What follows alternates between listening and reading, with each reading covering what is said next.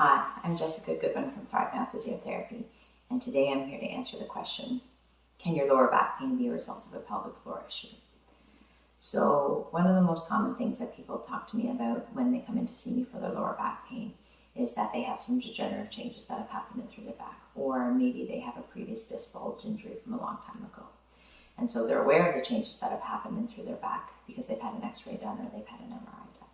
So a lot of the blame that gets placed on the fact that they have this ongoing lower back problem is as a result of the arthritis that's there or as a result of this old disc injury as well. What the research actually shows us is that the amount of degeneration that has happened in someone's joint is not necessarily reflective of the level of pain someone has. And so what that means is that somebody can have a terrible looking spine on an x-ray but not really have a lot of pain, and vice versa as well. The research also shows us is that one of the best things that you can do in order to help to reduce lower back pain, whether it's from a more recent acute muscle strain or whether it's from a long-term back issue as well, is to help to strengthen your core muscles. I'm not talking about the pretty six-pack muscles on the outside muscles. I'm talking about the deeper set of muscles.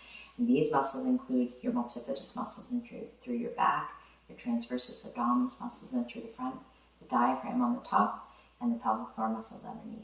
And all of these muscles are working together to help to stabilize and support your spinal column and to reduce the compression on your spine.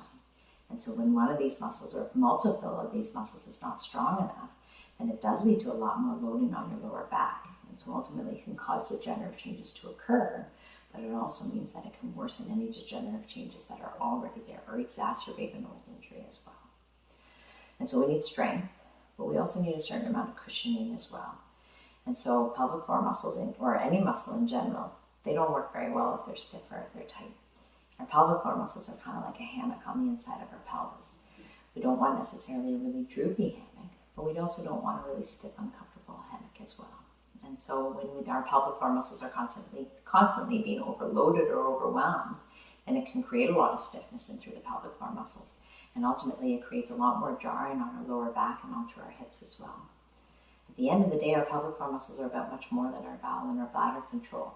They really are a core support, part of our core support system as well. And so when our pelvic floor muscles are nice and strong, but they're also stretchy as well, and what it means is our lower back is going to be better able to withstand the forces that we give it.